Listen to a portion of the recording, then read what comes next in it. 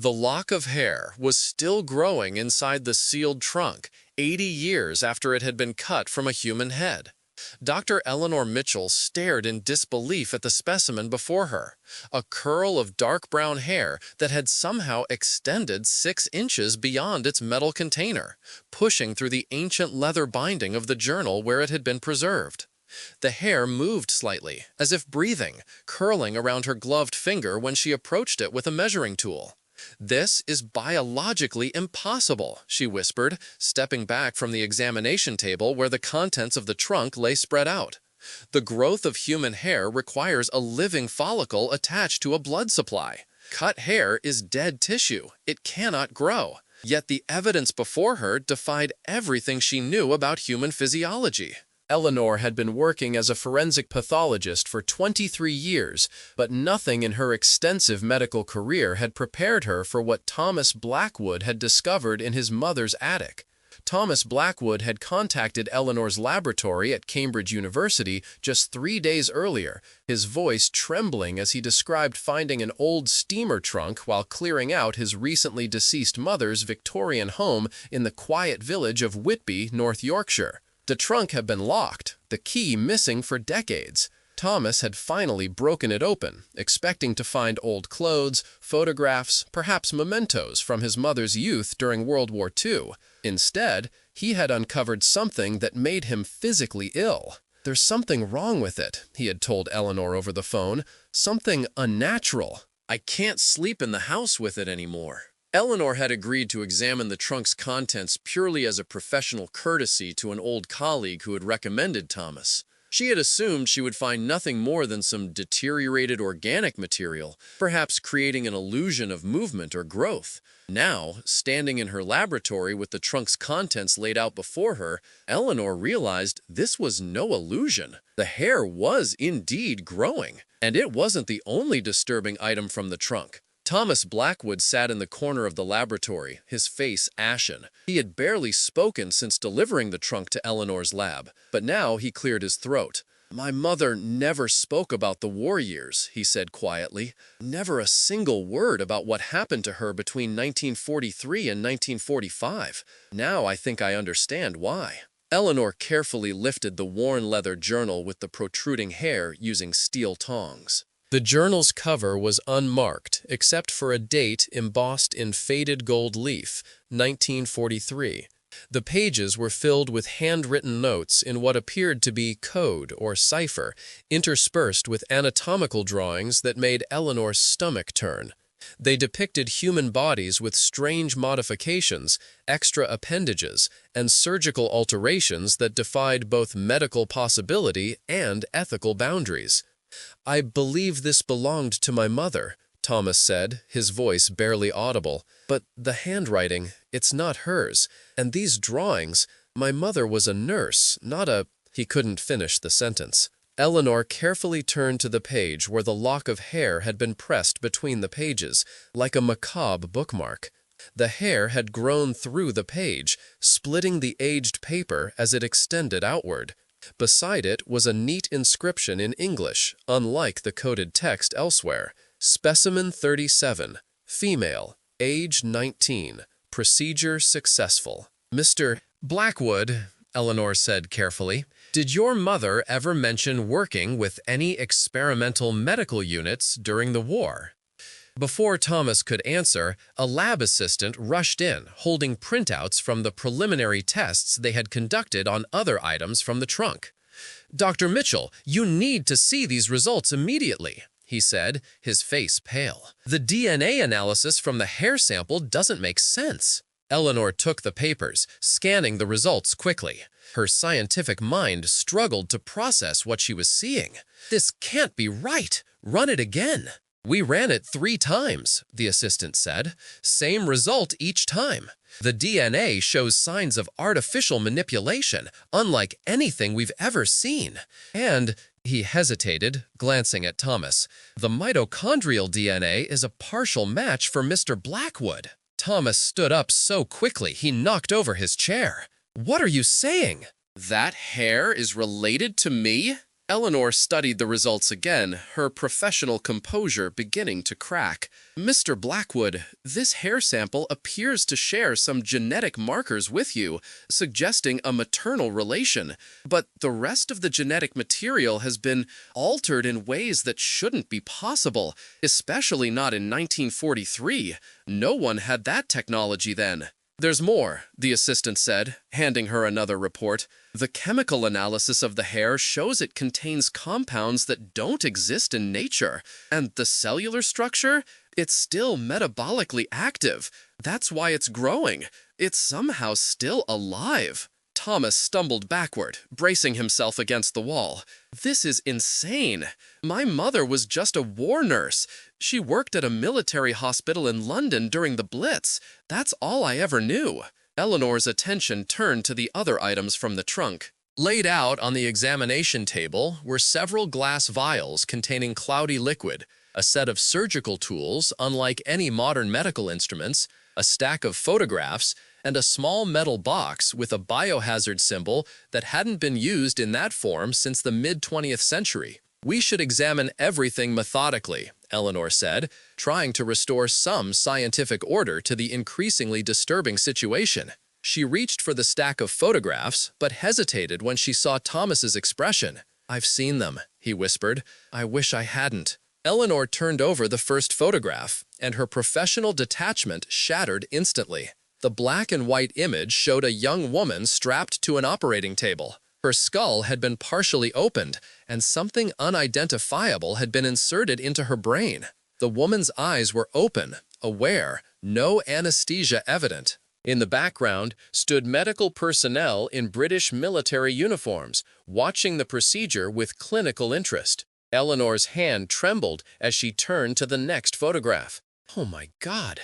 The second image showed the same woman, but now with her chest cavity opened as well. Where her heart should have been was a mechanical device, primitive by today's standards, but impossibly advanced for the 1940s. Thin metal tubes extended from it throughout her body. And most disturbing of all, the woman was still conscious, her eyes now looking directly at the camera. Eleanor had performed hundreds of autopsies throughout her career. She had seen the worst of what humans could do to one another. But the calculated cruelty and impossible technology in these photographs made her physically ill. She rushed to a waste bin and vomited violently. Thomas hadn't moved from the wall. "There are worse ones," he said quietly. "The ones where they're putting that black liquid into their veins. The ones where the subjects are changing." Eleanor wiped her mouth, forcing herself back into her professional role. "Mr. Blackwood, these photographs appear to document some kind of illegal human experimentation. If authentic, this would constitute evidence of serious war crimes." "If authentic?" Thomas repeated incredulously. "Look at that hair! It's still growing after 80 years!" Eleanor couldn't argue with that. She carefully picked up the small metal box with the biohazard symbol. It was sealed with an old-fashioned lead lock. "Have you opened this?" Thomas shook his head. "I couldn't find a key, and after what I'd already seen, I was afraid to force it." Eleanor weighed the box in her hand. Something inside shifted, making a sound like liquid sloshing. "We should approach this systematically. I'm going to call in some colleagues from different disciplines. This requires expertise beyond just forensic pathology." Before she could reach for the phone, the lab assistant who had brought the DNA results let out a startled cry. "Dr. Mitchell, the hair! It's moving!"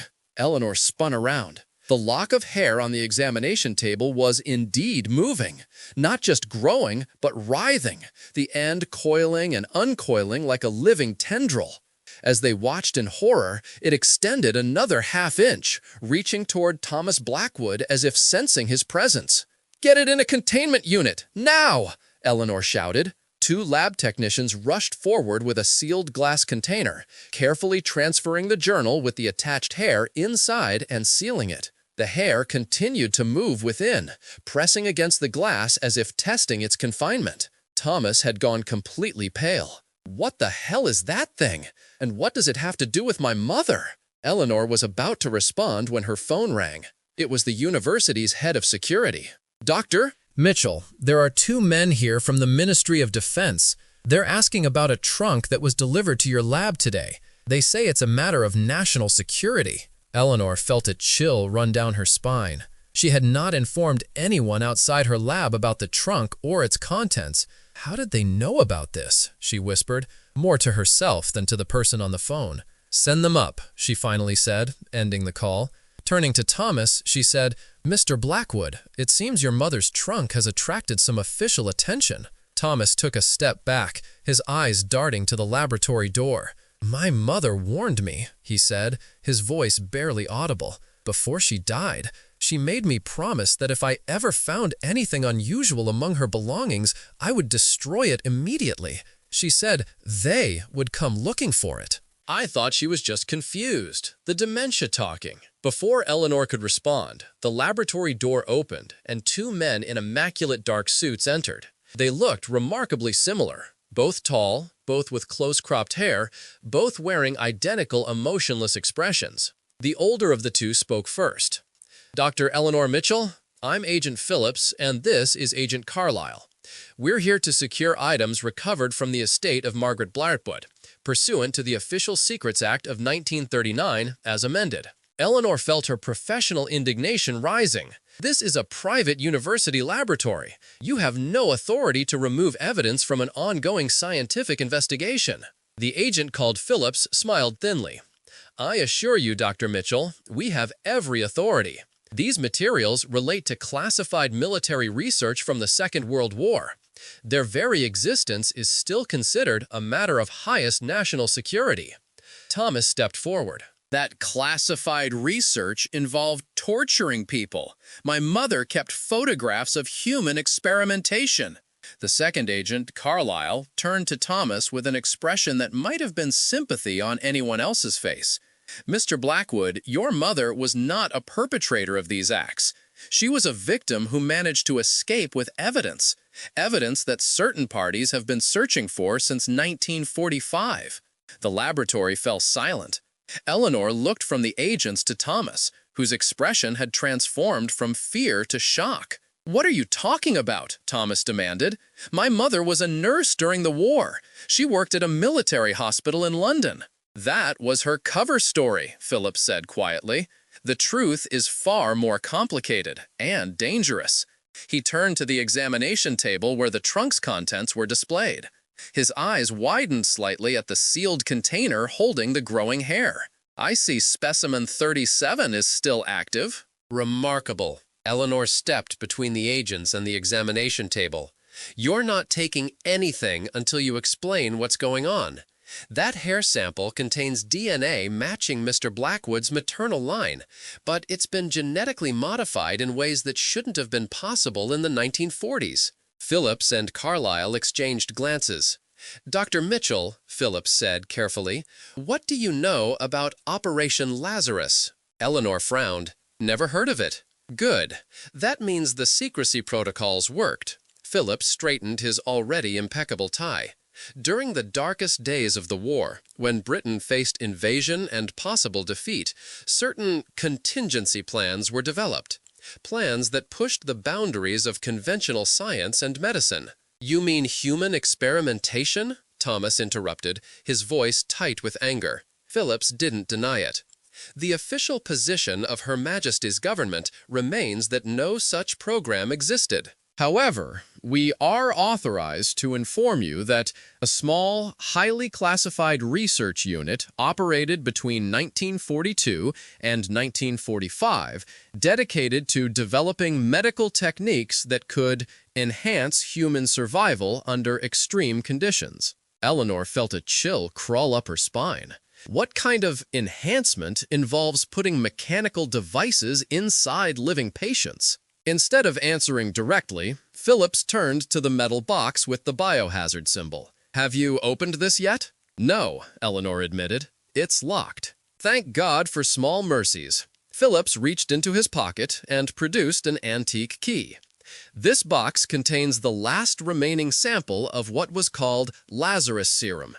It's the only substance on Earth that can permanently deactivate specimen 37 and the other biological samples. Thomas took a step forward. And what exactly is specimen 37? Phillips looked at the growing hair in the sealed container, his expression unreadable. That, Mr. Blackwood, is a genetic hybrid, human hair combined with a synthetic biological compound that was designed to repair and regenerate damaged tissue indefinitely. It was intended to help soldiers recover from catastrophic injuries. Instead, it created something that wouldn't die. And it came from my mother? Thomas asked, his voice breaking. Not exactly, Carlyle said, speaking for the first time since entering the laboratory. Your mother was patient 37, one of 40 test subjects, but she escaped before the final phase of the procedure, taking evidence of the program with her.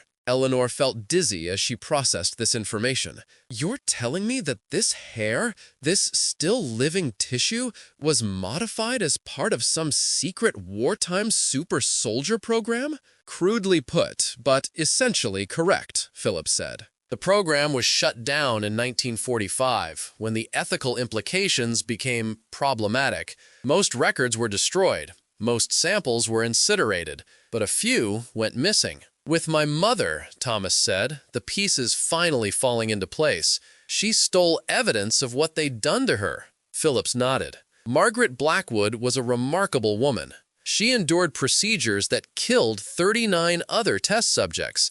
Then she escaped, taking crucial samples and documentation with her. We've been searching for those materials ever since. Eleanor's scientific mind was racing ahead. If this hair has been actively growing for 80 years, metabolizing without a blood supply, without a living follicle, the medical applications would be revolutionary. Tissue regeneration, organ replacement. That's exactly the kind of thinking that led to Operation Lazarus, Phillips cut in sharply, and to 40 innocent people being treated like laboratory specimens. This research was buried for a reason, Dr. Mitchell. As they spoke, no one noticed that the growing hair in the sealed container had begun to move more vigorously, pressing against the glass with increasing force. Tiny cracks were forming where it made contact. Thomas had moved to the photographs, staring at the image of the young woman with the mechanical device implanted in her chest. "Is this my mother?" he asked,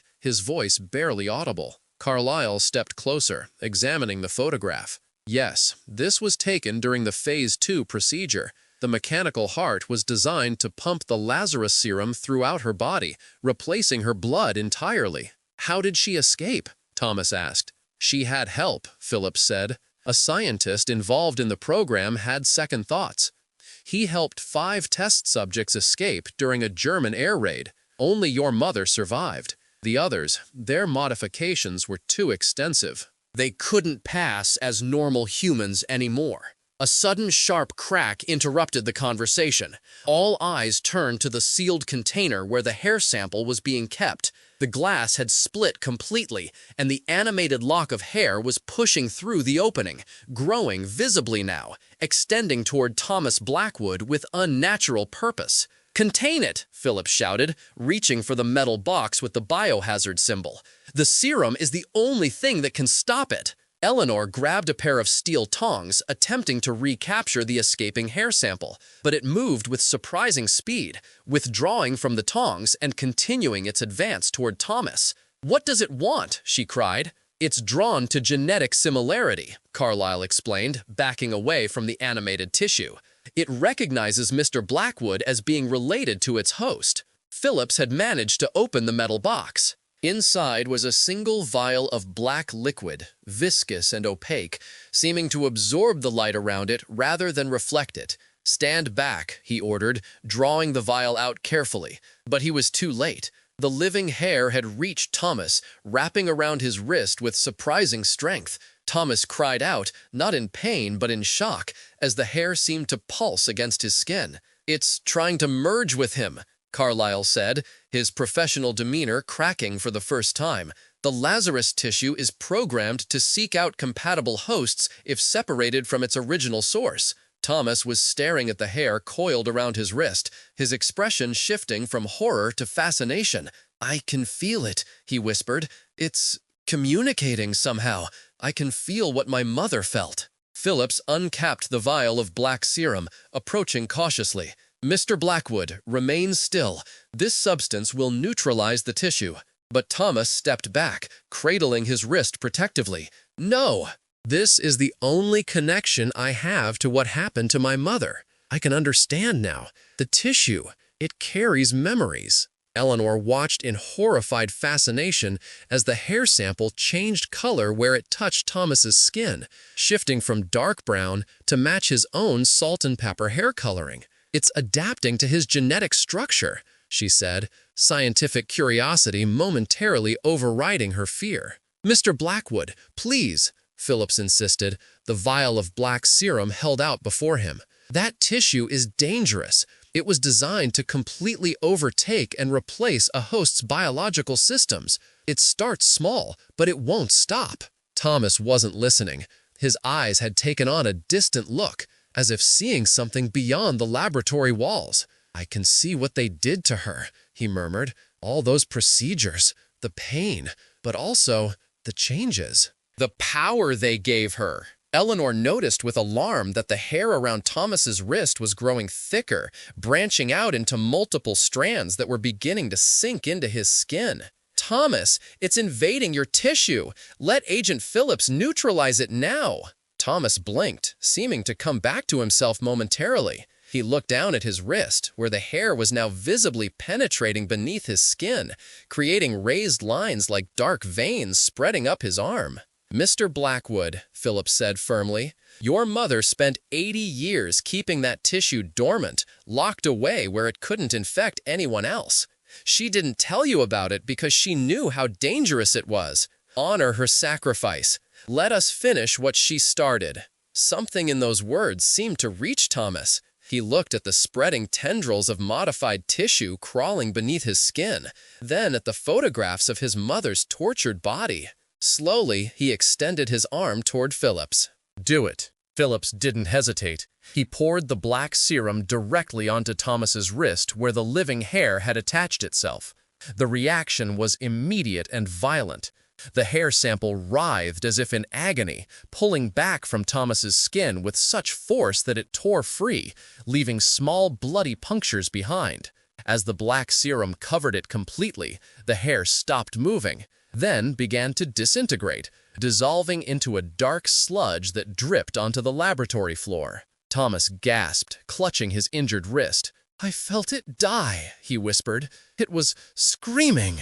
Eleanor rushed forward with a first aid kit, cleaning and bandaging the small wounds on Thomas's wrist. We should get you to a hospital. We don't know what effects even brief contact with that tissue might have.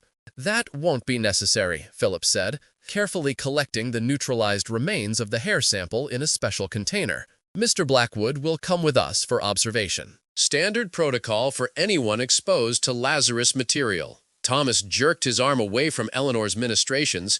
I'm not going anywhere with you people. You're the ones who tortured my mother. Not us personally, Carlyle said with remarkable calm. That program ended decades ago. Our job is to ensure its innovations remain contained. Your mother understood the importance of that containment. That's why she never told you about any of this. Eleanor stood up, placing herself between Thomas and the government agents. You can't just take him. He has rights. This isn't 1943. Phillips sighed, suddenly looking very tired. Dr. Mitchell, I understand your concern, but Mr. Blackwood has been exposed to a biological agent that technically doesn't exist. We need to ensure it's been fully neutralized. He'll be released as soon as we're certain there's no risk of contamination. Thomas looked down at his bandaged wrist, then at the trunk that had contained his mother's terrible secrets for so many decades. I want to know everything, he said finally. No more classified nonsense. I want to know exactly what was done to my mother, why it was done, and how she lived with it all these years without anyone knowing. Phillips and Carlyle exchanged looks. Some of that information can be shared, Phillips said carefully. Some of it remains classified. But we can tell you more than anyone else has been told about Operation Lazarus since 1945. And the rest of these materials? Eleanor asked, gesturing to the journals, photographs, and other items from the trunk.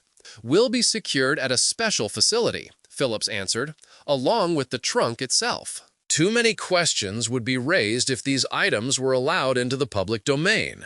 Eleanor wanted to object, to insist that the scientific knowledge contained in these materials could benefit humanity. But the images of Margaret Blackwood's violated body, conscious and suffering on an operating table, silenced her objections. Some knowledge came at too high a price. As government specialists in hazmat suits arrived to pack up the trunk's contents, Thomas pulled Eleanor aside. "I need to tell you something," he whispered urgently, "before they take me away for observation." Eleanor leaned closer, aware of Phillips watching them from across the room. "What is it?" "My mother didn't keep everything in the trunk," Thomas said, his voice barely audible. "There's a hidden compartment in her bedroom, behind the old fireplace. She showed it to me just before she died. There's another journal there. She made me promise never to tell anyone unless—" he hesitated, "unless the men in suits came for the trunk." Eleanor's eyes widened. "Why are you telling me this?" "Because my mother said I would need an ally, someone who would understand the science but still remember the humanity." He pressed a small key into her palm. "The key to my mother's house. The combination to the hidden safe is my birthday. Get to it before they do." Before Eleanor could respond, Phillips approached them. "It's time to go, Mr. Blackwood." Thomas nodded, giving Eleanor a meaningful look before allowing himself to be led away. As the laboratory door closed behind them, Eleanor clutched the key tightly, her mind racing with questions. What other secrets had Margaret Blackwood kept hidden all these years? Why had she prepared a contingency plan in case the men in suits came looking for her trunk? And most disturbing of all, if the hair sample had remained alive and growing for 80 years, what else from Operation Lazarus might still be active? Eleanor slipped the key into her pocket and began planning her trip to Whitby. She had to reach that hidden journal before Phillips and his people realized it existed, because one thing was now abundantly clear. The horrors of Operation Lazarus hadn't ended in 1945. They had merely been contained, waiting all these decades to be rediscovered. And somewhere in Margaret Blackwood's hidden journal lay answers that powerful people had been willing to violate every ethical principle to obtain. Answers that might reveal not just the dark history of secret wartime experimentation, but its continuing legacy in the present day. What would you do if you found something impossible hidden by your parents? Would you expose the truth or keep their secrets buried? Comment below with your thoughts, and don't forget to like and subscribe for more dark historical mysteries that the history books don't tell you. The past isn't always dead. Sometimes, like Margaret Blackwood's modified tissue, it remains terrifyingly alive, growing in the darkness, waiting to be found.